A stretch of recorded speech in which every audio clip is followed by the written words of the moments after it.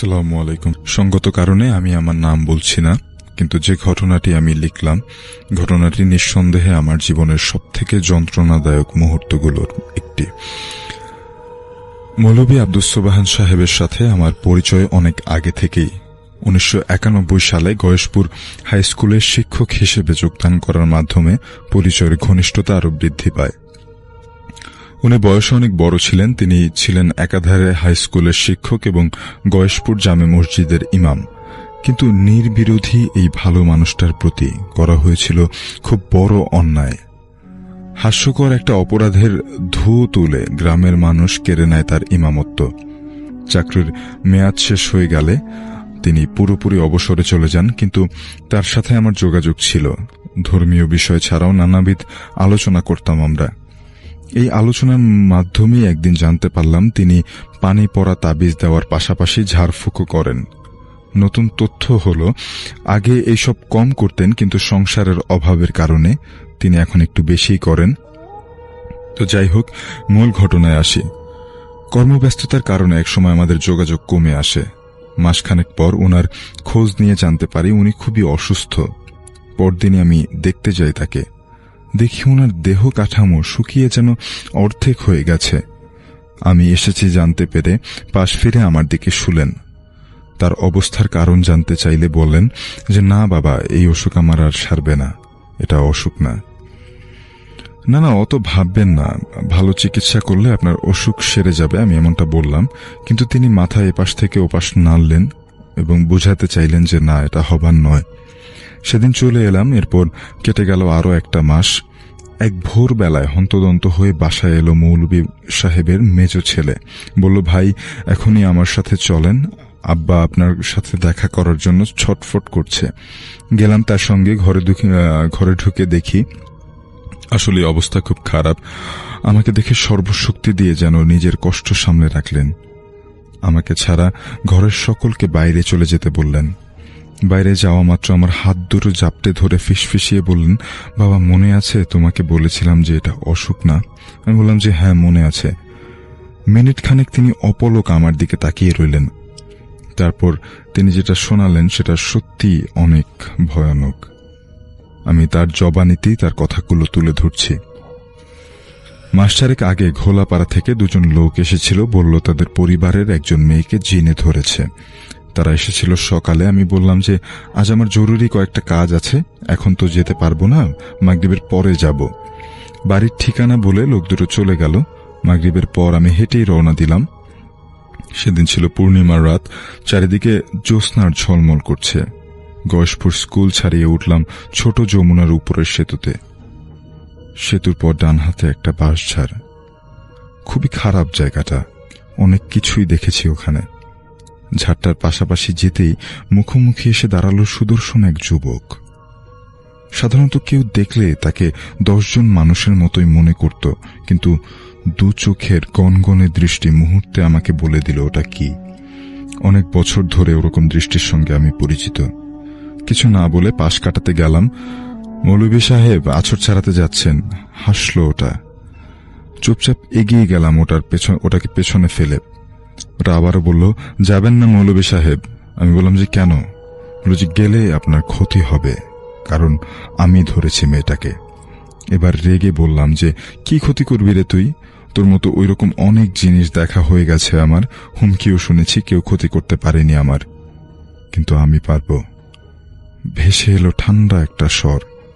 আমি যা ভাগ বেটা বলে রাগে গা জ্বলে গেল আমার। খুব ভুল করলেন মৌলভী সাহেব। আর কথা না বাড়িয়ে আমি পা চালালাম দ্রুত। পেছন থেকেও আর সারা শব্দ নেই। ঘোলাপাড়া গিয়ে ভর হওয়া মেয়েটির সামনে দাঁড়ানো মাত্র দাঁত খিচিয়ে বলল, কিরে হারামজাদা, এত মানা করল তাও শুনল না। এরপর অকথ্য ভাষায় গালাগালি শুরু করলো। ঘন্টা দুয়েকের মধ্যে মেয়েটির আসর ছাড়ালাম। শেষমেশ হামাক তাড়ালো, আরো অনেকগুলো গালি দিয়ে এখন বুঝবো এই বলে বিকট একটা চিৎকার করে মেয়েটি জ্ঞান হারালো। কিছু পরে বাড়ির দিকে রওনা হলাম। মেয়েটির বাবার সাথে একজন লোক দিতে চেয়েছিল, কিন্তু আমি মানা করে দিলাম। ফিরতি পথে বাঁশঝাড়টার কাছাকাছি আসতেই দেখলাম আবারও এসে দাঁড়িয়েছে। এবার আর সুন্দর চেহারা নয়, আসল রূপে।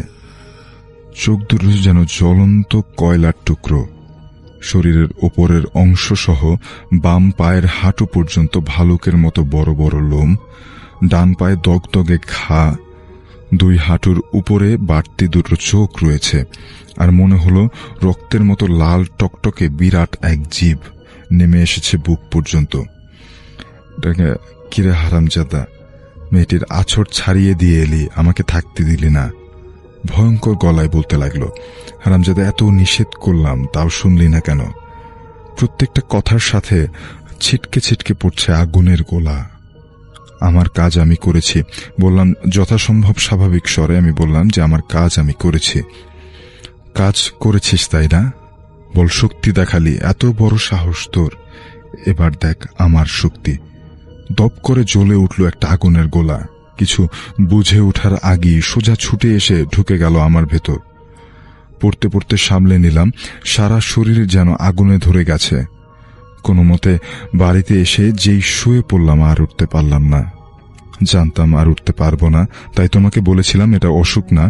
গত কয়েক মাস ধরে ওটা কেবল আমার ভেতরে বসেই খলখল করে হেসেছে আর চুষে চুষে খেয়েছে আমাকে। চুপ করলেন মৌলভী সাহেব। চোখ দিয়ে টপ টপ করে পানি পড়তে লাগলো। খানিকক্ষণ পর বললাম, আর কিছু বলতে চান? এপাশ ওপাশ মাথা নাড়ালেন যে তিনি আর কিছু বলতে চান না। কিছুক্ষণ থেকে বিদায় নিয়ে চলে এলাম।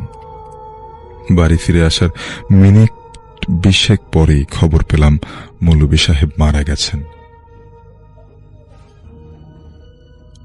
মৌলভী সাহেব মারা গেছেন জিনের, সেই জিনটাকে যিনি তাড়িয়েছিলেন যেটাকে, সেটা কিন্তু আসলে বলেছিল তার ক্ষতি করবে।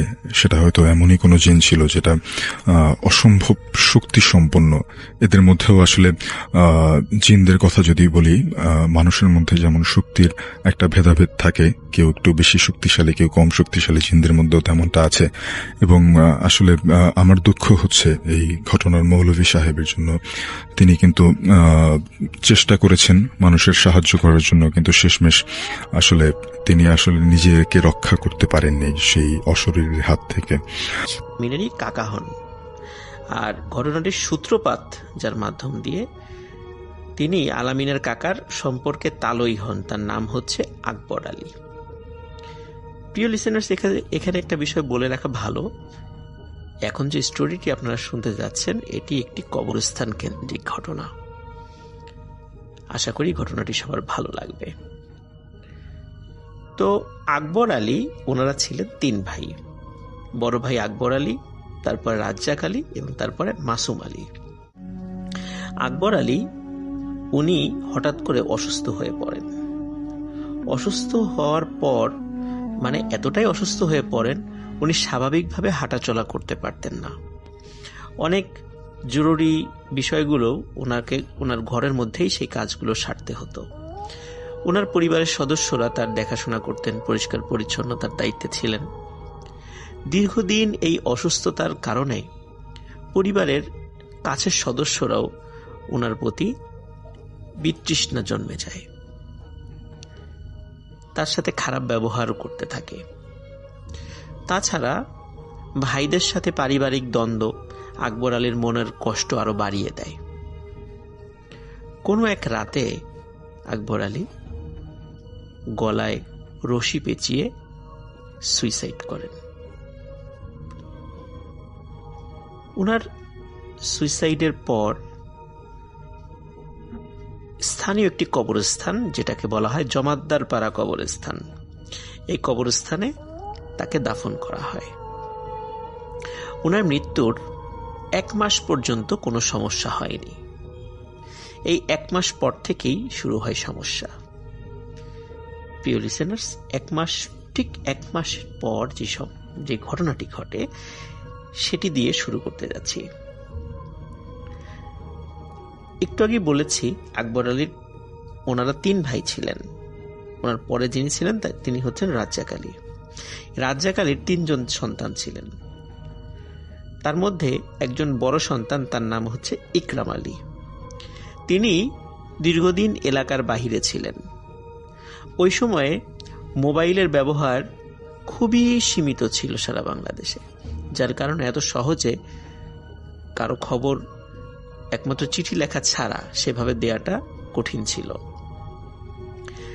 যেহেতু পারিবারিক কিছুটা কলহ ছিল ভাইদের সাথে, যার কারণে রাজ্জাক আলীর পরিবার ইকরাম আলীকে তার চাচার মৃত্যুর খবরটা দেয়নি, বা কোনো কারণে ইকরাম আলী তার চাচা, বড় চাচা আকবর আলীর মৃত্যুর খবরটা জানতেন না। উনি যখন যেহেতু এলাকায় থাকতেন না, একদিন উনি বাড়িতে আসেন। বাড়িতে আসার পর লাহোরিয়া এই ইউনিয়নের একটি বাজার আছে, হচ্ছে কালীগঞ্জ বাজার। তো যেহেতু আস্তে আস্তে অনেক দেরি হয়ে যায় এবং উনি কোনো ভ্যান পান না, তো কালীগঞ্জ বাজার থেকে উনি হাঁটা শুরু করেন। কালীগঞ্জ বাজার থেকে পায়ে হাঁটা পথ 20 মিনিট, 20 মিনিটের মধ্যে বাসায় চলে আসা পসিবল। হাঁটতে হাঁটতে প্রথমে একটি ইটের ভাটা পড়ে, এটাকে ইদ্রিস জমাদ্দারের ভাটা বলে এলাকায় পরিচিত। এই ভাটা থেকে বাড়ি খুব কাছে, তো ভাটা পর্যন্তই সাধারণত ভ্যান গাড়ি আসে, এরপরে আসে না। এরপর একটা খাদের মতো আছে, যার কারণে ভ্যান গাড়ি ওদিকে নামতে পারে না, ওই বাকি পথটা পায়ে হেঁটে আসতে হয়। যেহেতু উনি ভ্যান পাননি, পুরো পথটা ওনাকে পায়ে হেঁটে আসতে হচ্ছিল। উনি যখন এই ইদ্রিস জমাদ্দারের ভাটা পার হয়ে হাঁটতে হাঁটতে জমাদ্দার পাড়া কবরস্থানের কাছে আসেন, হঠাৎ করে উনি খেয়াল করছেন যে পেছনে একজন মানুষ হাঁটছে। উনি বলেন, এই কে ওখানে? ওখানে কে? কয়েকবার বলার পরও কোনো সারা শব্দ আসছিল না, কিন্তু উনি দেখতে পাচ্ছিলেন যে পেছনে একজন মানুষ হেঁটে হেঁটে আসছে। কিছুটা ধমকের সুরে বললেন যে, এই কে, কথা বলো না কেন? তখন পেছন থেকে আওয়াজ আসে, ভাতিজা, আমি তোর চাচা আকবর আলী। বলে, চাচা আপনি এত রাত্রে এখানে? বলে, হ্যাঁ, একটু কাজে আসছিলাম, কলই বুনেছি তো একটু পাহারা দিতে আসছিলাম, অনেকে চুরি করে নিয়ে যায়, তো এদিক দিয়ে হাঁটাহাঁটি করছিলাম, বাড়ির দিকে যাচ্ছিলাম। বাড়িটা খুব কাছেই ছিল। কিছু জিজ্ঞাসা করলো আকবর আলী তার কাছে, ইকরাম আলীর কাছে, যে কোথায় কাজ করতেছে এখন, কি খবর, কেমন, পরিবারের লোকজন কেমন আছে, এভাবে জিজ্ঞেস করছিল। যখন বাসার ঠিক কাছে চলে আসে, আসার পরে ইকরাম আলী বলে যে, চাচা আপনি চলে যান, আমি এখন যেতে পারবো। ঠিক এই কথা বলেই সে যখন পেছন দিকে ঘোরে, তখন দেখে আকবর আলী নেই। এখানে একটা বিষয় বলে রাখা ভালো, ইকরাম আলী একটা অদ্ভুত বিষয় খেয়াল করছিল। আকবর আলী সবসময় তার পেছন দিকে ছিল, কখনোই হাঁটতে হাঁটতে পাশাপাশি হাঁটছিল না। যখনই ইকরাম আলী হাঁটার গতি একটু কমিয়ে দেয়, খেয়াল করে আকবর আলীও হাঁটার গতি কমিয়ে দিয়েছে। বিষয়টি তিনি একটু অস্বাভাবিকভাবে নিয়েছেন, কিন্তু সেটা কোনো ভৌতিক বা প্যারানর্মাল বিষয় হিসাবে না। কারণ হচ্ছে, যেহেতু তাদের পরিবারের সাথে একটু দ্বন্দ্ব ছিল, হয়তোবা এরকম কারণেও তার চাচা এরকম অদ্ভুত আচরণ করতে পারে বলে ইকরাম আলী মনে করেছে। কিন্তু হঠাৎ করে কোনো কথাবার্তা না বলে আকবর আলীর পেছন থেকে চলে যাওয়া, ইকরাম আলী বিষয়টা স্বাভাবিকভাবে নিতে পারেনি। তিনি মনে কষ্ট পান যে চাচা এভাবে আমাকে না বলে চলে গেল কেন। ইকরাম আলী বাড়িতে যান। বাড়িতে যাওয়ার পর রাতের বেলা তখনও বাড়ির লোকজন জেগেছিল। তখন তার মা বাবা যখন খাবার দাবার রেডি করছিল, তখন খেতে খেতে ইকরাম আলী তার পরিবারের সদস্যদেরকে বলে যে, চাচার সাথে কি তোমাদের কোনো গন্ডগোল হয়েছে কিনা? আমার সাথে এত দূর আসলো, অথচ কথা না, কিছু বিদায় না দিয়ে, বিদায় কোনো কথা না বলেই চলে গেল, এমনটা কেন? বিষয়টা তো আমার ভালো লাগলো না। তখন তার মা বলে যে, বাবা তোমার কি মাথা খারাপ হয়েছে? তোমার চাচা তো 1 মাসেরও বেশি হলো গলায় ফাঁস লাগিয়ে সুইসাইড করেছে। একথা শোনার সাথে সাথে ইকরাম আলী খুবই ভয় পেয়ে যায়। বলে, তাহলে আমি এতটা পথ কার সাথে আসলাম? প্রিয় লিসেনার্স, ঘটনাটির শুরু কিন্তু এখান থেকেই। এখান থেকে মানে হচ্ছে প্যারানর্মাল বিষয়টার শুরু এইখান থেকেই। এরপরে সামনে আরো ভয়ঙ্কর ঘটনা ঘটতে যাচ্ছে। এর ঠিক কিছুদিন পরে আরেকটি ঘটনা ঘটে। সেটা হচ্ছে আলামিনের দাদার আপন ছোট ভাইয়ের ছেলে, তার নাম হচ্ছে ওহিদ আলী, যিনি যশোর জুট মিলে কাজ করতেন। একদিন যশোর থেকে তাড়াতাড়ি কাজ সেরে, তিনি যশোরেই থাকতেন, কাজ সেরে বাড়িতে আসার জন্য রওনা দিয়ে ওই দিন আবার কালীগঞ্জ বাজারে হাটের দিন ছিল। তো হাট থেকে তিনি অনেকগুলো কই মাছ কেনেন। হাটে অনেক পরিচিত লোকদের সাথে দেখা হয়, তাদের সাথে গল্প গুজব করতে করতে বেশ দেরি হয়ে যায়। রাত তখন প্রায় 9টা বাজে। একটি ভ্যানে উনি রওনা দেন বাড়ির উদ্দেশ্যে। ইদ্রিস জমাদ্দারের ইটের ভাটা পর্যন্ত ভ্যান আসে, একটু আগে আমি বলেছি। সেখান থেকে ভ্যানকে বিদায় দিয়ে উনি বাজারের ব্যাগ, যার মধ্যে কই মাছ ছিল, সেটি নিয়ে হাঁটতে শুরু করেন। ওই দিন আকাশ থেকে গুড়ি গুড়ি বৃষ্টি নামছিল, তাই পথ কিছুটা পিচ্ছিল ছিল। উনি যখন হাঁটতে হাঁটতে কবরস্থানের কাছে আসেন, হঠাৎ করে পা পিছলে তিনি পড়ে যান এবং তার হাতে থাকা ব্যাগের মধ্য থেকে বিভিন্ন জিনিসপত্র, স্পেশালি কই মাছগুলো ছড়িয়ে ছিটিয়ে যায় এবং কই মাছগুলো রাস্তার এপাশ ওপাশ লাফালাফি করতে থাকে। ওনার হাতে একটি টর্চ লাইটও ছিল, 2 ব্যাটারির একটি টর্চ লাইট। তিনি ওই টর্চ লাইট জ্বালিয়ে কই মাছগুলো এবং অন্যান্য বাজারগুলো খুঁটে খুঁটে ব্যাগের মধ্যে রাখছিলেন। হঠাৎ উনি দেখেন কে যেন ওনার পাশে বলছে, কি ওহিদ, কেমন আছো? বলে, হ্যাঁ কাকা, ভালো আছি। বলে, এত রাত্রে কোত্থেকে আসলা? বলে, এই তো কাকা, একটু বাজারে ছিলাম, বাজারে গল্প গুজব করতে করতে দেরি হয়ে গেল। বলে, তোমার কই মাছ পড়ে গেছে, আমি তোমাকে সাহায্য করছি, আমি তোমাকে তুলে দিচ্ছি। তখন ওহিদ আলীর মনে পড়ে, আরে এ তো আকবর চাচা, উনি না মারা গেছেন? আমার কই মাছ তুলে দিচ্ছেন ইনি। যখনই এই চিন্তাটা তার মাথায় এসেছে, উনি প্রচন্ড জোরে এক চিৎকার দিয়ে বাড়ির দিকে দৌড় দেন। বাড়ির উপরে গিয়ে উনি পড়ে যান, সবাই চলে আসে, কি হয়েছে তখন সব ঘটনা খুলে বলেন। তখন সবাই মিলে আবার কবরস্থানের কাছে যাওয়া হয়, গিয়ে দেখেন সেই বাজারগুলো পড়ে আছে ছড়িয়ে ছিটিয়ে, কিন্তু কোথাও আর আকবর আলীকে দেখা যাচ্ছে না। প্রিয় লিসেনার্স, এই ঘটনার পর থেকে আর কিছু অদ্ভুত ঘটনা ঘটতে থাকে ওই পরিবারের সাথে। যেমন ওই পরিবারের লোকজন, স্পেশালি আকবর আলীর পরিবারের লোকজন, রাতের বেলা কোনো কারণে ওয়াশরুমে যাওয়ার জন্য যদি বের হতো বা অন্য কোনো কারণে যদি বের হতো, অধিকাংশ সময় হঠাৎ করে তার নাম ধরে ডাকতো, যিনি গিয়েছেন তার নাম ধরে ডাকতো, যে কি মনি, কি করো, এভাবে নাম ধরে ডাকতো এবং বলতো যে আমি খুব কষ্টে আছি, আমার উপর তোরা এরকম অবিচার কেন করলি, কেন আমাকে এত কষ্ট দিলি, আমি কবরে ভালো নাই। এইভাবে উনি কথা বলতেন।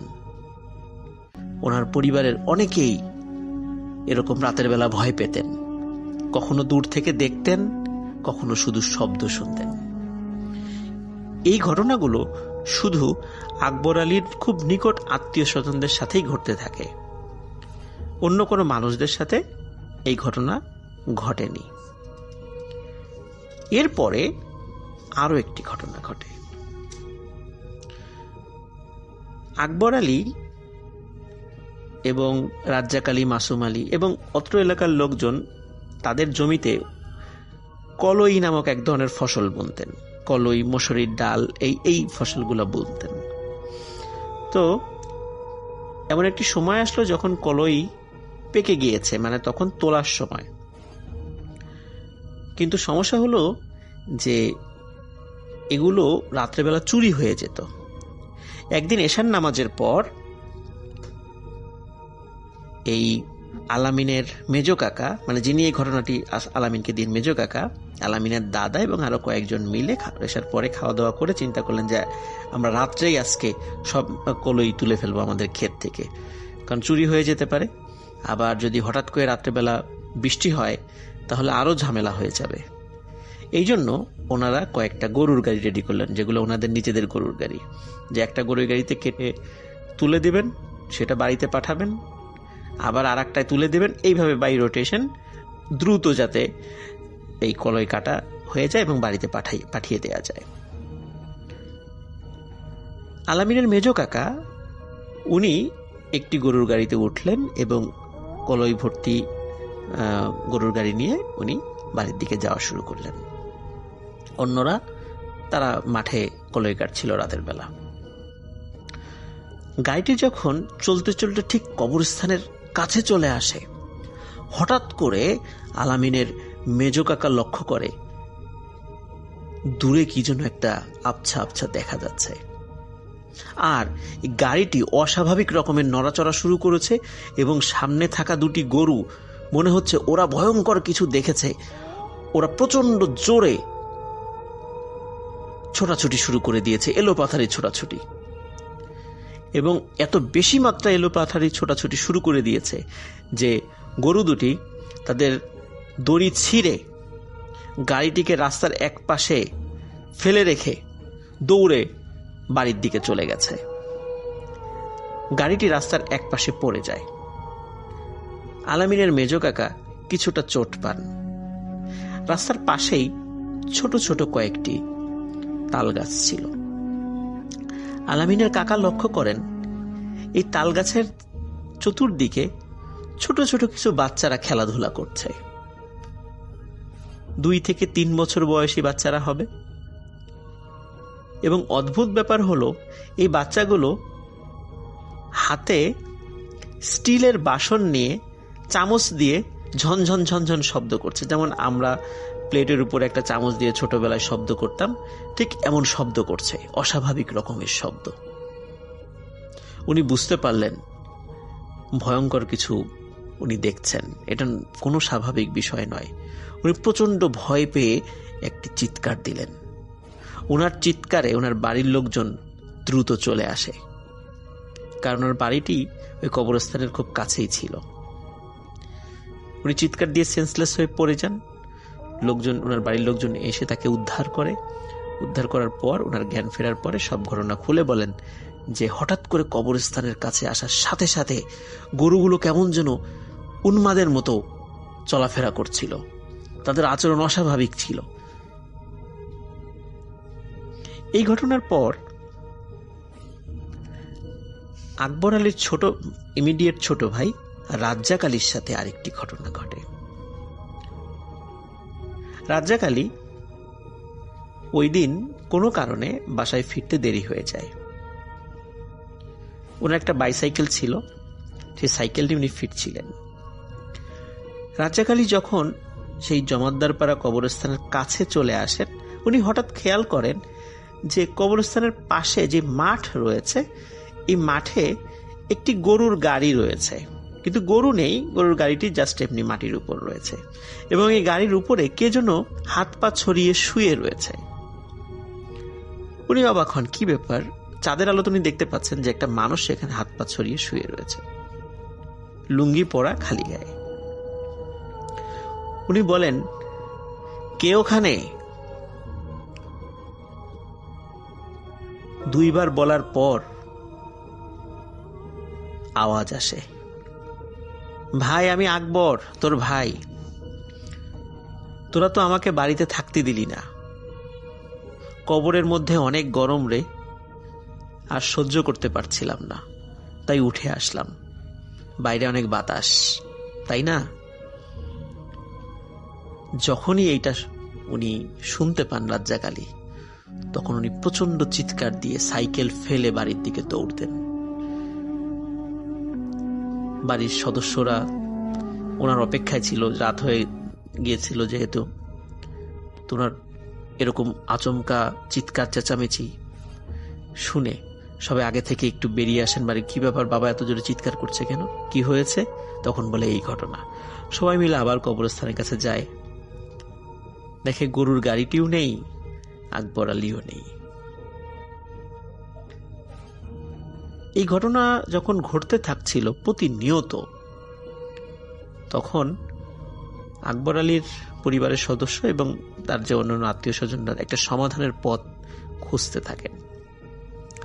ভালো একজন আলেমের সাথে পরামর্শ করেন যে কেন এমনটা হচ্ছে, শুধু পরিবারের সদস্যদের সাথেই ঘটছে, অন্য কেউ কিন্তু কবরস্থানে কিছু দেখছে না বা তাদের সাথে কোনো কিছু ঘটছে না। তখন ওই আলেম বলেন যে আসলে ওনার মৃত্যুটা যেহেতু স্বাভাবিক ছিল না, এটা একটা বিষয়। আর একটা বিষয় হচ্ছে যে তার যখন জানাজা পড়ানো হয়েছিল, জানাজাটা ত্রুটিপূর্ণ ছিল। তাহলে এখন সমাধান কি? সমাধান হচ্ছে যে সবাই মিলে আমরা একটি গায়েবানা জানাজা পড়ব, আর ওনার রুহের মাগফিরাতের জন্য কিছু গরিব এতিম দুস্থদেরকে দান খয়রাত এবং খাওয়া দাওয়া করিয়ে দিতে হবে। প্রিয় লিসেনার্স, যখন আকবর আলীর পরিবার এবং তার অন্যান্য আত্মীয় স্বজনরা তার রুহের মাগফিরাতের উদ্দেশ্যে সাদকা এবং দান খয়রাত করলেন এবং গায়েবানা জানাজা করলেন, এরপর থেকে এখন পর্যন্ত আর কোনো ঘটনা ঘটেনি সেখানে। রাজ্জাক আলী এখনো জীবিত আছেন। তার কাছ থেকে আলামিন তার রাজ্জাক আলীর সাথে যে লাস্ট যে ঘটনাটি ঘটেছিল সেটা সত্যতা নিশ্চিত করেছেন। আমরা যে স্টোরিটি এখন শেয়ার করলাম, লাহোরিয়া ইউনিয়নের অনেকেই এই স্টোরিটি শুনতে পাচ্ছেন বা শুনছেন, তাদের সকলকে শুভেচ্ছা রইল। আলামিনকেও শুভেচ্ছা যে তোমার অনেক ঘটনাগুলো লিসেনাররা পছন্দ করছে। আমাদের সবার কাছেই ভালো লাগে, স্পেশালি রাসেল ভাই, আমরা অপেক্ষায় থাকি যে আলামিনের স্টোরিটা কখন পাবো। সবাই ভালো থাকবেন, সুস্থ থাকবেন। আসসালামু আলাইকুম। আসসালামু আলাইকুম রাসেল ভাই, আমাকে সুযোগ করে দেওয়ার জন্য অনেক অনেক ধন্যবাদ। আজকে আমি যে ঘটনাটা শেয়ার করবো এটা দৌলতপুরের একটি ঘটনা, আর এটা একটা ইমাম সাহেবের ঘটনা ছিল। আমাকে তিনি বলেছেন, আমি সেখান থেকে কালেক্ট করে আজকে আপনার জন্য নিয়ে হাজির হয়েছি। আমি রাকিবুল হাসান, দৌলতপুর এলাকা থেকে। চারদিকে একদম ধান ক্ষেত, মাঝখানে একটা ছোট্ট বাজার ছিল, আর তার পাশেই পুরনো এক জামে মসজিদ ছিল। মসজিদটা খুব বড় না, কিন্তু রাসেল ভাই আমাদের গ্রামের মানুষদের কাছে এটা ছিল সবচেয়ে পবিত্র জায়গা। এই মসজিদের ইমাম ছিলেন মাওলানা কাদের আলী চাচা, বয়স প্রায় 50-এর কাছাকাছি। উনি আসলে ইমামদের মতোই স্বাভাবিক যে শান্ত স্বভাব, কম কথা বলতেন, কিন্তু গ্রামের সবাই তাকে খুব সম্মান করত আমাদের এলাকার ইমাম সাহেব হিসেবে। সবকিছু স্বাভাবিকই ছিল যতদিন না শুরু হলো ওই ঘটনাগুলো, আর সেই ঘটনাগুলোই আজকে আমি নিয়ে হাজির হয়েছি। একদিন ফজরের আগে প্রায় ভোর 4টার দিকে মুয়াজ্জিন রহিম চাচা আজান দেওয়ার জন্য মসজিদে যাচ্ছিলেন। তো আকাশ তখনও অন্ধকার, চারপাশে হালকা কুয়াশা পড়তেছিল সেদিন। হঠাৎ তিনি থমকে দাঁড়ালেন, কারণ মসজিদ থেকে যে আজানের শব্দ ভেসে আসছে তিনি অবাক হয়ে গেলেন। কারণ চাবি তো শুধুমাত্র তার কাছেই, তাহলে ভিতরে আজান দিচ্ছে কে? তিনি চিন্তা করলেন যে আমাদের এই মসজিদের চাবি তো আমি ছাড়া কারো কাছে নেই, আমি এই জন্য টাইম টু টাইম এসে আজান দিই। কিন্তু হঠাৎ করে তিনি দেখতে পাচ্ছেন যে আজান হচ্ছে মসজিদে, আর মসজিদের চাবি তো অন্য কারো কাছে তিনি রাখেন নাই। তিনি দৌড়ে গিয়ে দরজার সামনে দাঁড়ালেন। দরজার বাইরে থেকে তালাবদ্ধ। তিনি তখন একাই ওখানে ছিলেন, এবং যদি মসজিদ তালাবদ্ধই হয় তাহলে রাসেল ভাই সেখানে আজান হচ্ছে কিভাবে ভিতর থেকে, তার বুঝতে আর বাকি রইল না। তো তারপর তিনি একটু ওই দরজার ফাঁক দিয়ে দেখলেন ভিতরে একদম স্পষ্ট আজানের আওয়াজ, আল্লাহু আকবার আল্লাহু আকবার বলে আজান দিচ্ছে। গলাটা ছিল অদ্ভুত, না পুরোপুরি মানুষের না পুরোপুরি অচেনা কেউ, মানে একদম অদ্ভুত রকমের ছিল। ভয়ে তিনি পিছিয়ে গেলেন। সেদিন আর তিনি মসজিদে ঢোকেননি। পরদিন সকালে তিনি সব ঘটনা ইমাম সাহেবকে বললেন। ইমাম কাদের আলী প্রথমে বিষয়টা গুরুত্ব দিলেন না, ভাবলেন যে হয়তো ভুল শুনেছে, কিন্তু তিনি নিজেই সিদ্ধান্ত নিলেন পরের রাতে মসজিদে থাকবেন। রাত 12টা, চারপাশে সম্পূর্ণ নীরবতা। মসজিদের ভিতরে শুধু একটা হালকা বাতি জ্বলছিল। ইমাম সাহেব একা বসে কোরআন তেলাওয়াত করছিলেন। তো হঠাৎ মসজিদের পিছন থেকে মানে টুকটুক একটা শব্দ আসতে লাগলো আর কি, যেন কেউ ধীরে ধীরে হাঁটছে। মানে হাঁটার যে শব্দটা হয় না ওই রকম, কাপড়ের মানে হাঁটার সময় একটা পাঞ্জাবি পরে হাঁটলে যেমন কাপড়ের একটা শব্দ হয়, এই শব্দ পাচ্ছেন তিনি। তো তিনি হঠাৎ করে কোরআন শরীফ পড়া বন্ধ করে দিলেন, শব্দটাও হঠাৎ করে বন্ধ হয়ে গেল। আবার পড়া শুরু করলেন, আবার সেই শব্দ। এবার তিনি সাহস করে বললেন যে কে আছে ওইখানে ভাই? কোনো উত্তর নাই। কিন্তু কয়েক সেকেন্ড পর মসজিদের ভেতর ঠান্ডা বাতাস বইতে শুরু করলো, যেন হঠাৎ শীত নেমে এলো। তিনি ধীরে ধীরে পিছনের দিকে তাকালেন, কেউ নেই, কিন্তু মসজিদের এক কোনায় একটা ছায়া দেখা যাচ্ছে। ছায়াটা দেয়ালে লাগানো, কিন্তু আশেপাশে এমন কিছু নেই যেটা থেকে ছায়াটা পড়তে পারে। উনি বলছেন যে আমি যেমন আছি একটা মানুষ, তো মানুষেরও তো একটা ছায়া হয়, কিন্তু তার ওইখানে কোনো মানুষ নেই, তারপর ছায়াটা কিভাবে হচ্ছে? ছায়াটা ধীরে ধীরে নড়ছে, যেন নিজে নিজে জীবন্ত এরকম। তো হঠাৎ ঠিক তার পিছন থেকে আজানের শব্দ শুরু হলো। কিন্তু ইমাম সাহেব তো সামনে বসা, তাহলে পিছনে কে? হঠাৎ তিনি তাকিয়ে দেখেন যে যেটা দিয়ে আজান দেয় ওই মাইক পিসটা নিয়ে মাইক পিসটা অটো মনে হচ্ছে কেউ যেন সরাসরি করতেছে, কিন্তু তাকে দেখা যাচ্ছে না। তিনি আল্লাহু আকবার বলে আজান শুরু করে দিলেন। এলাকার মানুষ তো মনে করতেছে যে কে বা কে আজান দিচ্ছে। এটা কিন্তু শুধুমাত্র ইমাম আর মুয়াজ্জিনের মধ্যে সীমাবদ্ধ, কাউকে বলে নাই যে এরকম আজান হচ্ছে, বা আপনারা যে আজানটা শুনছেন এই আজানটা আসলে আমাদের কেউই দেয় নাই। তো এইবার যে আজানটা দিচ্ছে গলাটা ছিল একদম ভারী, গভীর আর ভয়ঙ্কর। তিনি ঘুরে দাঁড়ালেন, কেউ নেই, কিন্তু শব্দটা আজানটা তো থামছে না। মনে হচ্ছিল পুরো মসজিদটাই আজান দিচ্ছে খুব করুণ সুরে। হঠাৎ দরজা ধাম করে বন্ধ হয়ে গেল, বাতি নিভে গেল, পুরো অন্ধকার। সেই মসজিদ, শুধু আজানের আওয়াজ আর সেই ছায়া এবার তার সামনে এসে দাঁড়িয়েছে। ধীরে ধীরে একটা মানুষ আকার নিচ্ছে। তারপর সেই জিনিসটা বলল, এই মসজিদ এখন আমাদের। তো মসজিদের ভেতর তখন সম্পূর্ণ অন্ধকার। ইমাম কাদের আলী দাঁড়িয়ে আছেন স্থির হয়ে, সামনে সেই ছায়ামূর্তি। আজানের শব্দ হঠাৎ থেমে গেল। চারপাশে এমন নীরবতা, নিজের হৃৎপিণ্ডের শব্দ পর্যন্ত শোনা যাচ্ছে। ছায়াটা ধীরে ধীরে এগিয়ে আসতে লাগলো। ইমাম সাহেব কাপা গলায় বললেন, কে তুমি? কোনো উত্তর নেই। হঠাৎ সেই ছায়াটা মানুষের মতো আকৃতি নিল, কিন্তু মুখটা এখনো অন্ধকারে ঢাকা।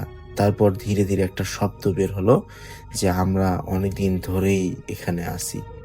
গলাটা ছিল একসাথে কয়েকজনের মতো, যেন অনেকগুলো কণ্ঠ একসাথে কথা বললে যেমন হয় ওই রকম। ইমাম সাহেব দ্রুত আয়াতুল কুরসি পড়তে শুরু করলেন। তিনি পড়া শুরু করতেই ছায়াটা কেঁপে উঠল। মসজিদের দেয়ালে ফাটলের মতো দাগ দেখা গেল, যেন জায়গাটা সহ্য করতে পারছে না। কিন্তু হঠাৎ ছায়াটা হেসে উঠল, এক বিকৃত অমানবিক হাসি। তুমি ভাবছো আমাদের থামাতে পারবে? পরদিন সকালে ইমাম সাহেব অসুস্থ অবস্থায় বাড়িতে পাওয়া গেল। গ্রামের মানুষ জড়ো হলো।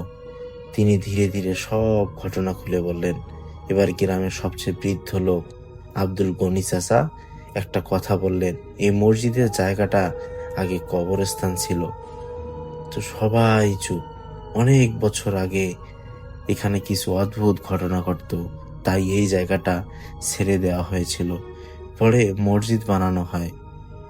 ইমাম সাহেব ভয় পেলেও পিছু হটলেন না। তিনি বললেন, এটা যদি খারাপ কিছু হয় তাহলে এটাকে থামাতে হবে।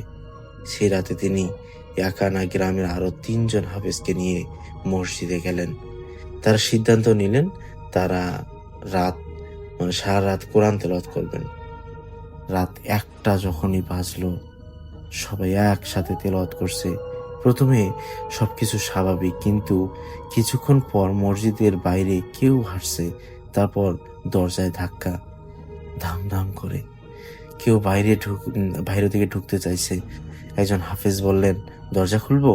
ইমাম বললেন, না, কেউ খুলবে না। হঠাৎ মসজিদের ভিতরেই আর একটা তেলাওয়াত শুরু হলো, কিন্তু সেটা তাদের সাথে মিলছে না, বরং উল্টো বিকৃত, যেন কেউ তাদের পড়াকে নকল করছে। একজন হাফেজ ভয় পেয়ে থেমে গেল। তারপর তার গলা দিয়ে হঠাৎ অন্য কারো কণ্ঠ বের হলো, ওরা চলে আসছে। সবাই থমকে গেল। হঠাৎ বাতি নিভে গেল, অন্ধকার। তারপরে একসাথে অনেকগুলো ছায়া মসজিদের ভেতরে নড়তে শুরু করলো। দেয়াল, ছাদ, সব জায়গায় মনে হচ্ছিল পুরো মসজিদটাই জীবন্ত হয়ে গেছে। ইমাম সাহেব চিৎকার করে বললেন, কেউ পড়া বন্ধ করবে না। ঠিক তখনই একটা ছায়া হঠাৎ সামনে এসে দাঁড়ালো। আর এইবার তার মুখ দেখা গেল। চোখ দুটো পুরো কালো, আর মুখে মানুষের মতো হাসি, কিন্তু দাঁতগুলো অস্বাভাবিক লম্বা। সে ধীরে ধীরে বলল, আজ কেউ ফিরতে পারবে না। বলেই যখন তার কাছে আসতে লাগলো, হঠাৎ করে ওখানকার যত ইমাম সাহেব এবং হাফেজ যারা ছিল সবাই অজ্ঞান হয়ে যায়। এবং অজ্ঞান হওয়ার সঙ্গে সঙ্গে রাসেল ভাই, তারা কোনো মতে ফজর আজানের সময় হলো এবং মানুষজন আসা শুরু করলো। পরে এসে দেখে সবাই এখানে অজ্ঞান অবস্থায় পড়ে আছে। তারপর সবাইকে নিয়ে হাসপাতাল নিয়ে যায়, কিন্তু হাসপাতালে কোনো চিকিৎসা করেও তাদের জ্বর ভালো হচ্ছিল না। তাদের আউল ফাউল কথার কোনো ঠিক নেই, এরকম একটা পরিস্থিতি। রাসেল ভাই শেষ পর্যন্ত তাদেরকে একটা কবিরাজ দেখে তাদেরকে মোটামুটি ঝাড়ফুঁক করে ঠিক হয়। এখন মোটামুটি তারা ঠিক আছে এবং ওই মসজিদটাকে চিরতরে বন্ধ করে দেয়। আর ওই মসজিদটা এখন পর্যন্ত পরিত্যক্ত অবস্থায় আছে। রাসেল ভাই, এটাই ছিল আমার ঘটনা। আল্লাহ হাফেজ। চলে যাচ্ছি ঘটনায়, সাথেই থাকুন। এই স্টোরিটি একই সাথে কবরস্থান কেন্দ্রিক, অ্যাম্বুলেন্স কেন্দ্রিক এবং লাশকে কেন্দ্র করে। সুতরাং বুঝতেই পারছেন, সবাই নড়ে চড়ে বসুন, ভয়ানক কিছু শুনতে যাচ্ছেন আপনারা। প্রিয় লিসেনার্স, এই স্টোরিটি যিনি আমাকে দিয়েছেন তার নাম হচ্ছে সাইফুল। উনি পেশায় একজন অ্যাম্বুলেন্স চালক। উনার বাড়ি কুমিল্লা। উনি এর আগেও good.com-এ আমার মাধ্যমে একটি ঘটনা শেয়ার করেছিলেন। আজকে যেই স্টোরিটি উনি আমার সাথে শেয়ার করেছেন, এই স্টোরিটি আসলে ওনার সাথে ঘটেনি, ঘটেছে ওনার বোনের পরিবারের সাথে। কারণ ওনার বোনের পরিবার চট্টগ্রাম শহরে থাকতেন।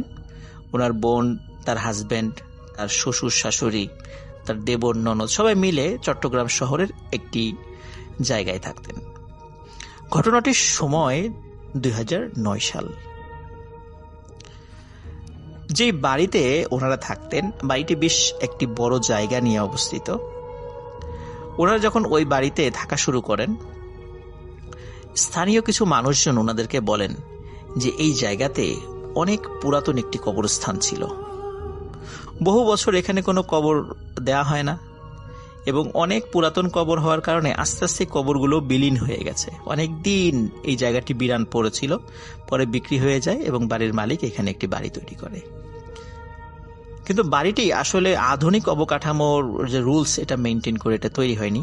কারণ হচ্ছে এ বাড়ির ওয়াশরুমটা ঘরের বাইরে ছিল এবং আশেপাশের কিছু মানুষ এটাও বলেছিল যে ওয়াশরুমটা যেখানে তৈরি করা হয়েছে সেখানে অনেকেই মানা করেছিল এই জায়গাটাতে ওয়াশরুম না করতে, কারণ ধারণা করা হচ্ছিল ওয়াশরুম যেই জায়গাতে তৈরি করা হয়েছে সেখানেও একটি কবর ছিল।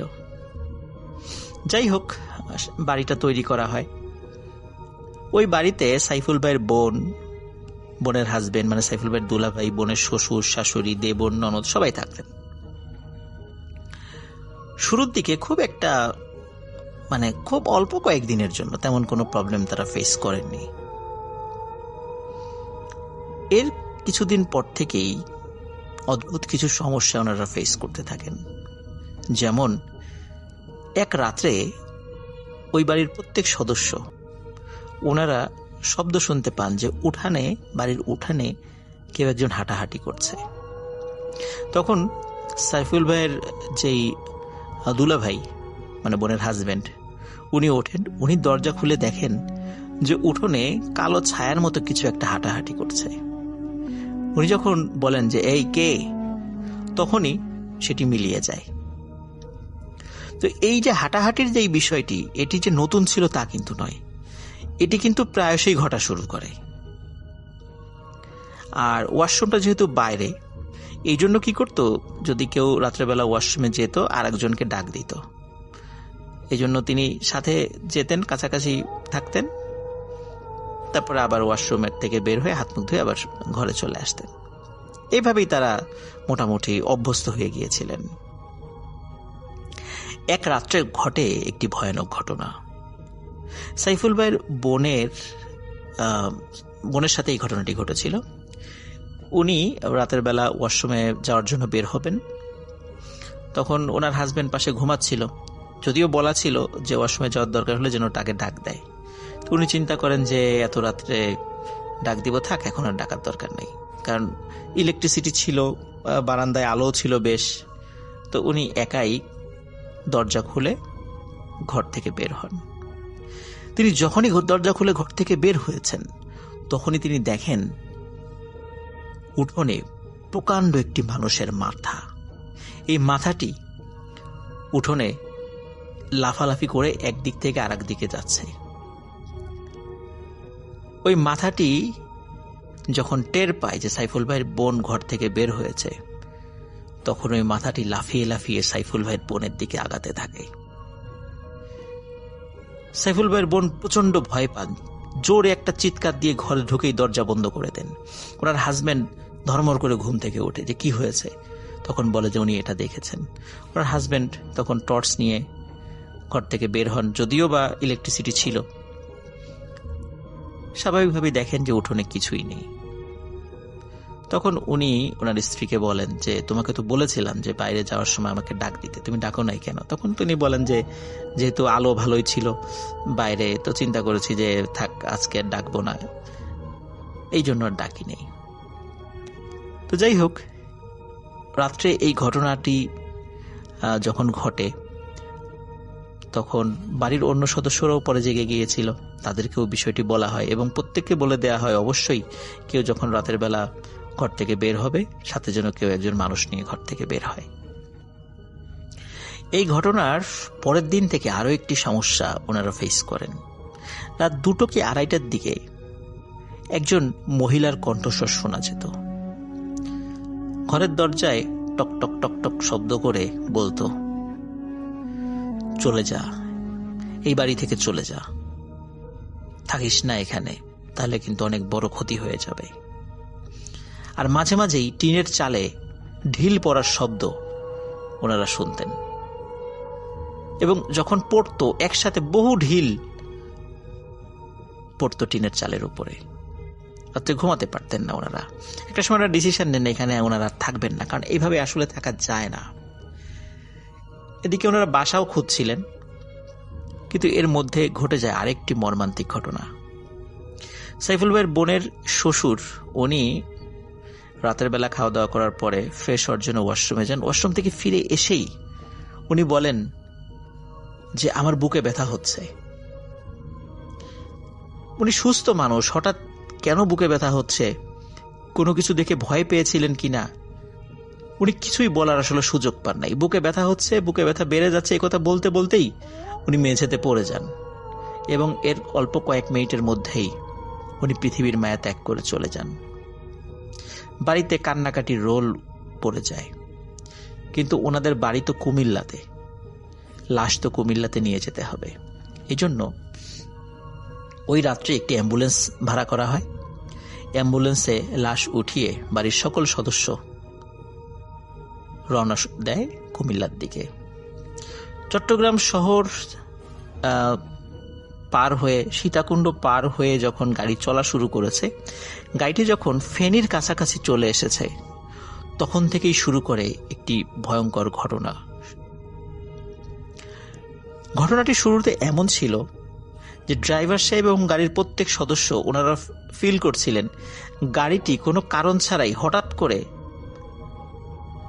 আধা হাত বা এক হাত উঁচু হয়ে যাচ্ছে, আবার ঠাস করে পড়ে যাচ্ছে, এবং যখন পড়ে যাচ্ছে ওনারা সবাই মানে গাড়ির মধ্যে এলোমেলো অবস্থায় হয়ে যাচ্ছিলেন আর কি। তো এমনটা কেন হচ্ছিল? গাড়ির সবাই বলছিলেন ড্রাইভার সাহেবকে, এই ড্রাইভার ভালো করে চালাও। তখন ড্রাইভার বলছে যে আমি তো ভালো করেই চালাচ্ছি, কিন্তু এমনটা কেন হচ্ছে আমি বুঝতে পারছি না। ফেনী শহরে, মূলত ওই সময় ফেনী জেলার মধ্যে গাড়িটি ছিল। হঠাৎ ড্রাইভার সাহেব লুকিং গ্লাসে দেখতে পান গাড়ির পেছনে বেশ কিছু কুকুর, 10-12টি কুকুর প্রচন্ড জোরে ঘেউ ঘেউ শব্দ করতে করতে গাড়ির পেছনে ছোটা শুরু করেছে। আর এদিকে আমরা তো জানি যে অ্যাম্বুলেন্সের পিছনে একটা মানে ব্যাক ডোর থাকে, যেটাকে আমরা ব্যাক ডালা বলি আর কি। এটি খুলে রোগী মানে অ্যাম্বুলেন্সের মধ্যে ঢোকানো হয় বা বের করা হয়, বা লাশ ঢোকানো হয়, বের করা হয়। কোনো কারণ ছাড়াই এই ব্যাক ডালাটি খুলে উঁচু হয়ে যাচ্ছিল, আর ওই পেছনে থাকা ওই কুকুরগুলো ওই অ্যাম্বুলেন্সের মধ্যে লাফ দিয়ে ঢোকার চেষ্টা করছিল। আর ওই লাশের সাথে থাকা যে সাইফুল ভাইয়ের বোন, দুলাভাই, তারপর শাশুড়ি, তারপরে ননদ, দেবর, ওনারা বারবার ওই কুকুরগুলোকে সরিয়ে দেওয়ার চেষ্টা করছিলেন এবং বারবার ওই ব্যাগডালাটি বন্ধ করে দিচ্ছিলেন। কিন্তু বন্ধ করার পরও কেন এই ব্যাগডালাটি বারবার খুলে যাচ্ছিল? কারণ ব্যাগডালাতে কোনো সমস্যা ছিল না, কিন্তু তারপরও খুলে যাচ্ছিল। কিন্তু কেন খুলে যাচ্ছিল এটি বুঝতে পারছিলেন না। একটা পর্যায়ে গাড়ির ড্রাইভার এই অ্যাম্বুলেন্সটি থামিয়ে দেন। থামিয়ে রাস্তার একটা পাশে দাঁড়িয়ে নিচে নামেন। নিচে নামার পরে দেখা যায় ওই একটি কুকুরও আর দেখা যাচ্ছে না। কিন্তু কুকুরগুলো দেখা না গেলেও গাড়ির ওই ব্যাগডালাতে কুকুরের আঁচড় সেটি স্পষ্ট ছিল। উনি চিন্তা করেন এখানে খুব বেশিক্ষণ দেরি করা যাবে না, গাড়ি থামানোই যাবে না, যাই ঘটুক না কেন গাড়ি চালিয়ে যেতে হবে।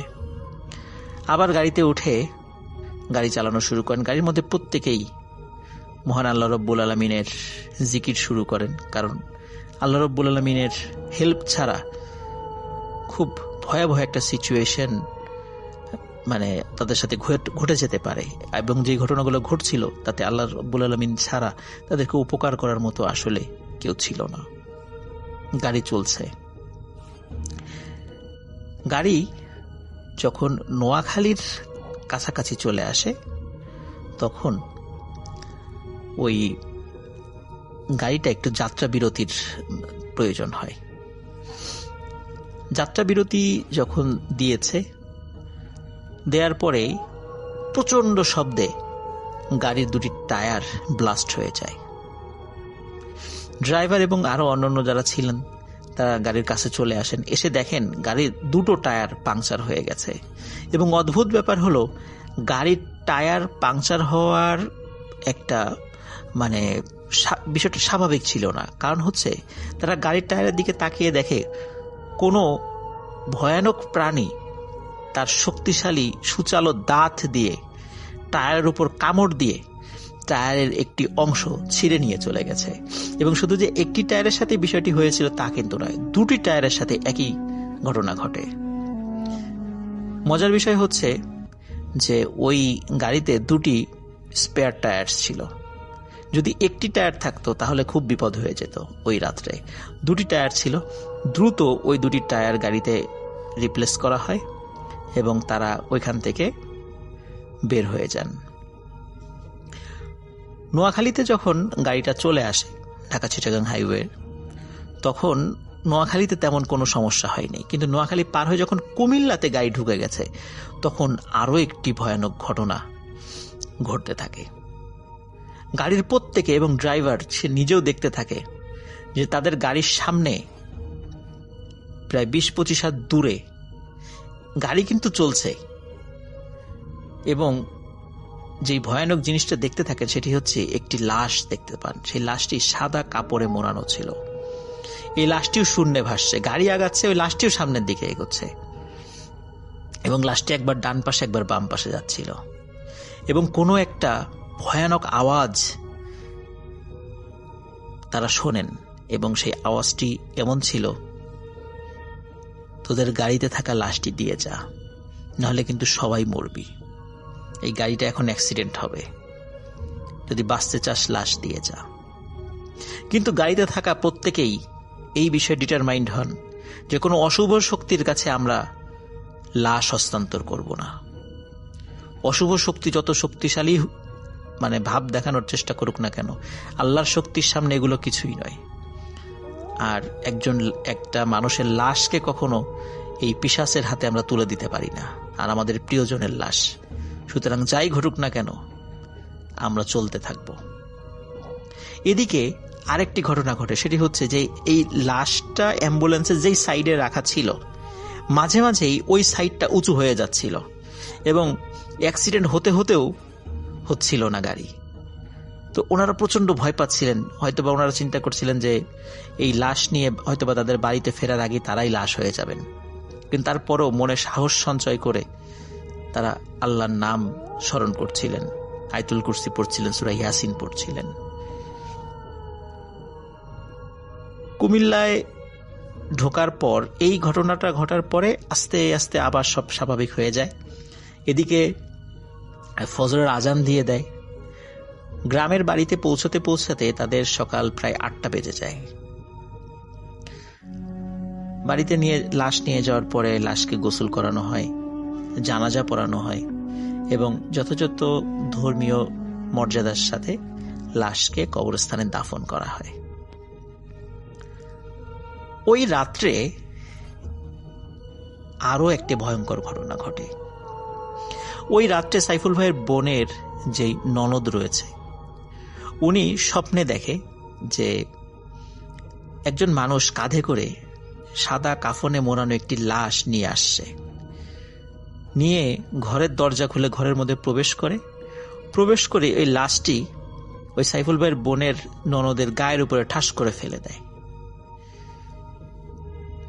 এই স্বপ্নটি দেখার সাথে সাথে উনি ধর্মর করে উঠে বসেন, উঠে দেখেন একটি ভয়ানক ঘটনা, যেটি দেখার জন্য উনি মোটেও প্রস্তুত ছিলেন না। উনি দেখেন এই স্বপ্নে যে লাশটি কোনো একজন মানুষ ওনার গায়ের উপরে ফেলেছে, এই লাশটি ওনার পাশেই রাখা। প্রচন্ড ভয় পেয়ে উনি এক চিৎকার দেন। ঘরের লোকজন ওনার রুমে চলে আসে, এসে দেখে সবকিছু স্বাভাবিক। বলে কি হয়েছে? তখন উনি বলেন স্বপ্নে এটা দেখেছেন, এবং স্বপ্ন দেখার পরে বাস্তবেও এই জিনিসটা উনি দেখেছেন।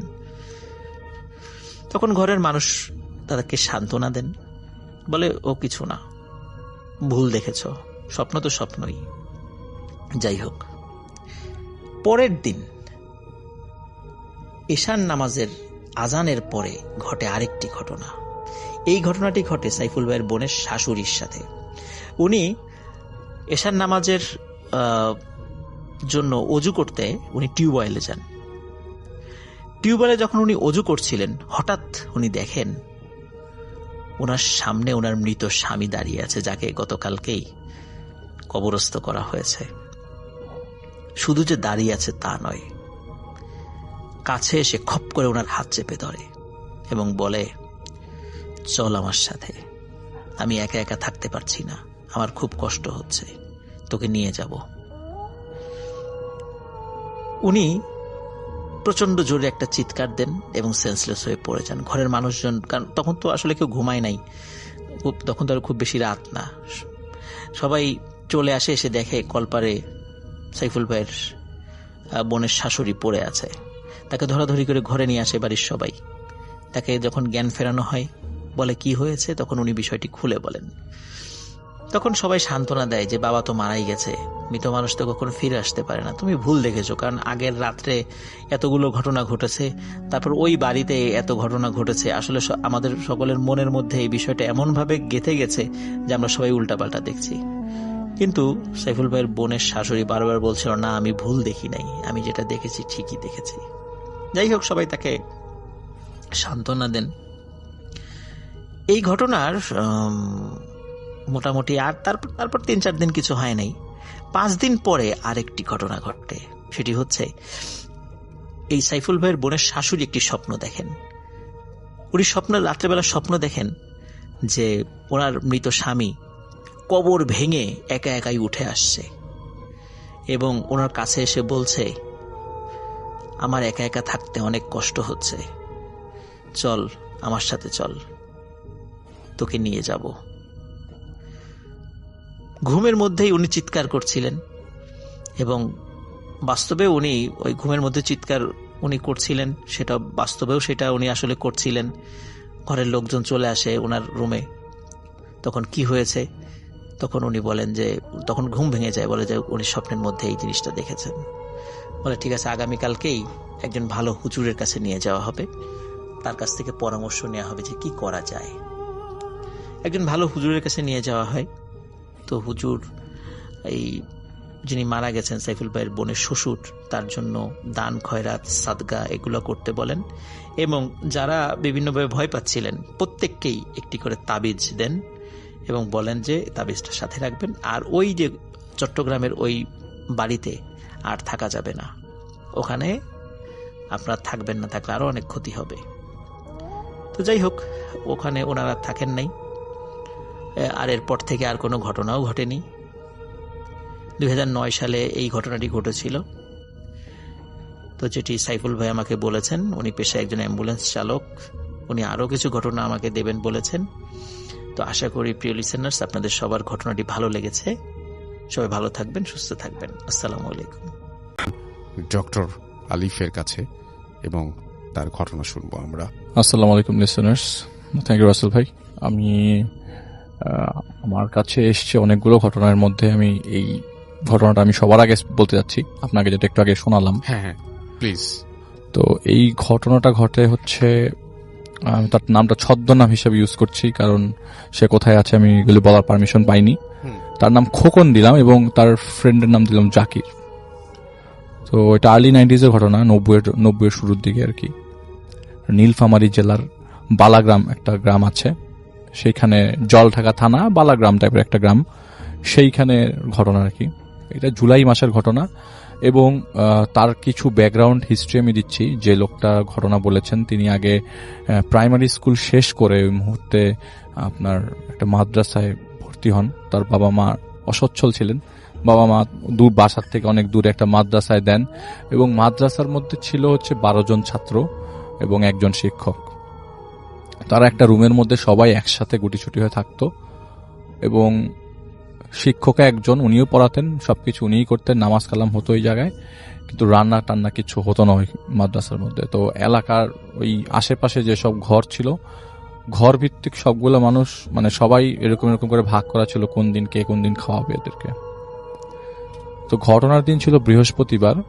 সেদিন বৃহস্পতিবার হওয়ার কারণে মাদ্রাসা পরের দিন শুক্রবারের জন্য সবাই যেসব স্টুডেন্ট মানে ছাত্রগুলা ওখানে ছিল তাদের বাসা যাদের কাছাকাছি, ওরা ওদের নিজেদের বাসায় চলে যায় আর থাকে শুধুমাত্র এই খোকন সাহেব এবং তার ফ্রেন্ড জাকির। ওই সময় তারা থেকে যায় বাসায় এবং ওই মাদ্রাসায় থেকে যায় এবং মাদ্রাসায় ওই দিন মানে বৃহস্পতিবার দিন এশার নামাজ শেষ করে হুজুর তার নিজের বাড়িতে চলে যায় এবং যাওয়ার আগে বলে যায় যে যেহেতু আমি চলে যাচ্ছি, তোমরা যদি কেউ নক টক করে তোমরা দরজা খুলো না, আর পরিচয় না নিয়ে দরজা খুলবা না। কারণ অনেকেই দেখা যায় যে এশার নামাজের পরে এসে রাত্রেবেলা এখানে থাকতে চায়, ঘুমাতে চায়, অনেকেই আছে তাদের থাকার জায়গা নেই, এরকম অনেকেই আকুতি করে আর কি।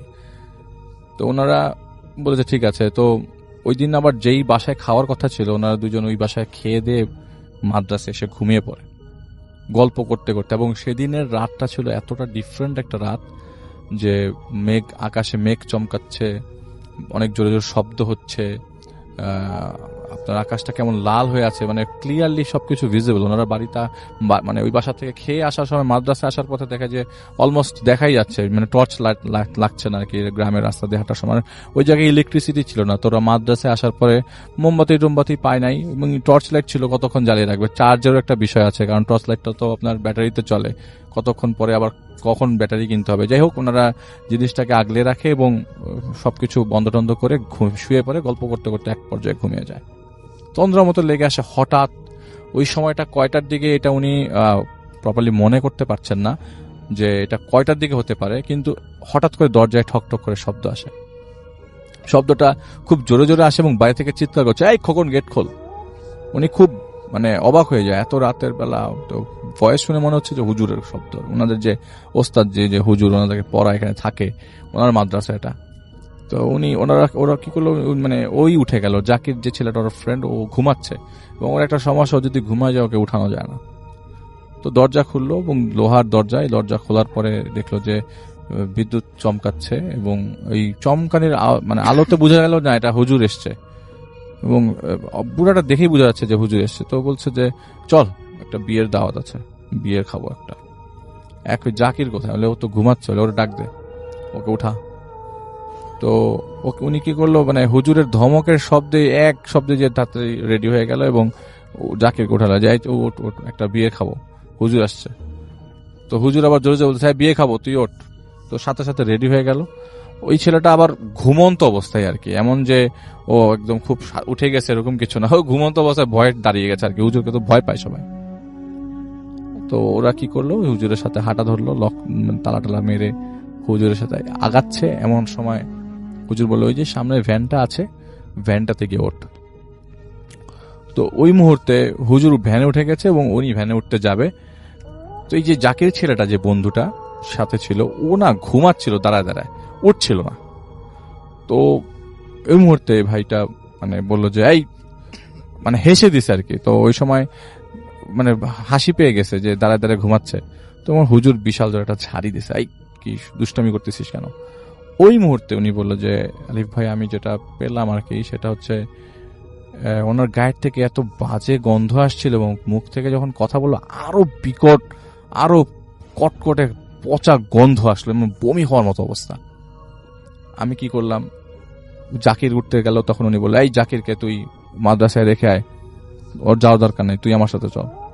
তো উনি কি করলো, জাকিরকে রেখে আসলো, বলছে যে এটা তো ইটস নট, এটা আসলে স্বপ্ন না, আমি হাঁটছি, আমি ধরছি, হুজুরের ঝাড়ি খাচ্ছি, জাকিরকে ঘরে তালা মেরে আসছি, এটা স্বপ্ন না।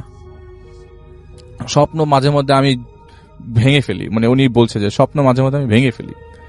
তো যাই হোক, উনি হুজুরের সাথে ভ্যানে ওঠে এবং ভ্যানে ওঠার পরেই হুজুরের গায়ের থেকে এরকম বাজে গন্ধ আসছিল। তো হুজুর তো সবসময় আতর মেখে চলা মতো লোক, ওনার গায়ের থেকে এত বাজে গন্ধ কেন আসবে? আর বিয়ে সাথে গেলে তো পচা গন্ধ আসার প্রশ্নই আসে না। কিন্তু এত প্রশ্ন করার এত চান্স নাই, কারণ হুজুর ওনাদেরকে প্রচন্ড, মানে হুজুরকে ওরা প্রচন্ড ভয় পায়। উল্টাপাল্টা কিছু জিজ্ঞেস করলে কোথা থেকে কি ধরে বসে হয়তো পেটানি দেয় নাকি, চুপচাপ ছিল। একটা পর্যায়ে প্রায় আধা ঘন্টা 45 মিনিট উনি ভ্যানের মধ্যে ছিলেন। রাত কয়টা বাজে এইটার কোনো আইডিয়াই ওনার নাই।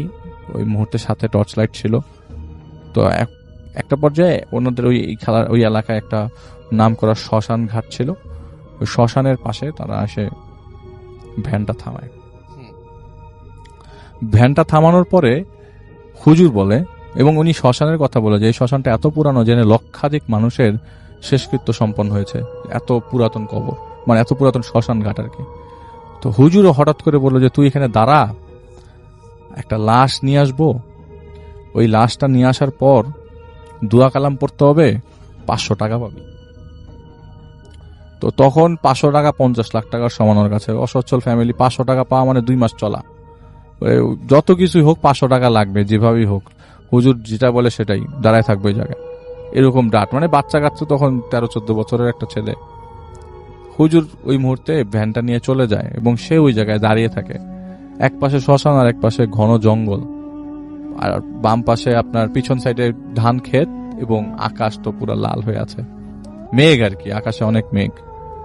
এমন সময় হুজুর আসে, অনেকক্ষণ দাঁড়িয়ে থাকে এবং একটা বাচ্চা মানুষ এরকম কখনো বলে যে আমি কখনো গ্রামে এতক্ষণ এক জায়গায় এতক্ষণ দাঁড়িয়েছিলাম না। হুজুর আসে, একটা লাশ নিয়ে আসে ভ্যানে করে ভ্যান চালকটা ওই মুহূর্তে ওই জায়গা থেকে হেঁটে চলে যায় এবং যে লাশটা নিয়ে আসে সেই লাশটা একটা বস্তার মধ্যে রাখা এবং বস্তা থেকে রক্ত চুয়ে চুয়ে পড়তে, সেটা তো আমি ক্লিয়ারলি বুঝতে পারছি, দেখাই যাচ্ছে।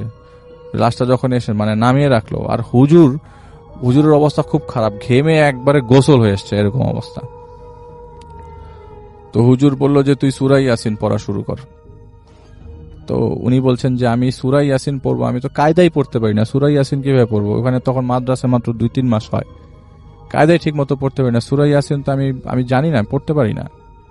হুজুরকে এই কথা বলার আগে উনি চিন্তা করলো যে ওই দিন আবার সকালবেলা, যেদিন ঘটনা সেদিন সকালবেলা আবার ও কায়দায় একটা ভুল করেছে। তো হুজুর ওই দিন ওদেরকে খুব বেদ দিয়ে পিটিয়েছিল। হুজুর তো জানে আমি কায়দা পড়তে পারি না, তাহলে আমি কোথার থেকে কি পড়বো?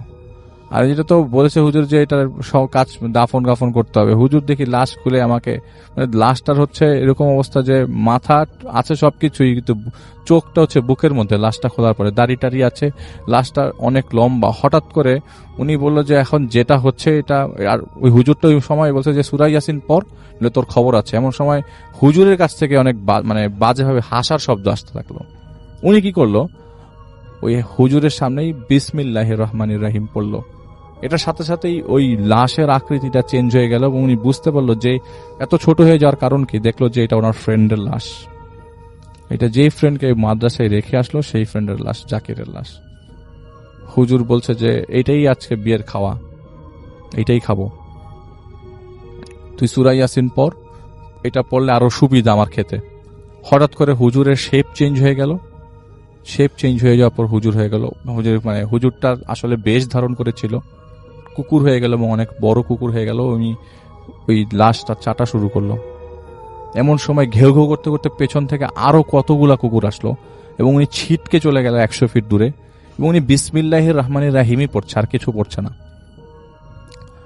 তো হঠাৎ করে একটা কুকুর এসে অনেকগুলো, ওই যে কয়টা কুকুর আসলো ওরা কি করলো, ওই লাশটার চারিপাশে থাকলো, মানে ওই লাশটাকে শুকছে বা চাচ্ছে এরকম কিছু একটা, দূর থেকে প্রপারলি দেখা যাচ্ছে না। হঠাৎ করে দৌড়ে একটা কুকুর এসে ওনার পায়ে কামড় দিল। পায়ে কামড় দেওয়ার পর উনি ওই বিসমিল্লাহির রহমানি পড়তে পড়তে পড়তে পড়তে একটু সামনে দৌড়াতে দৌড়াতে একটা মন্দির পেল, মন্দির ভেতরে ঢুকে গেল।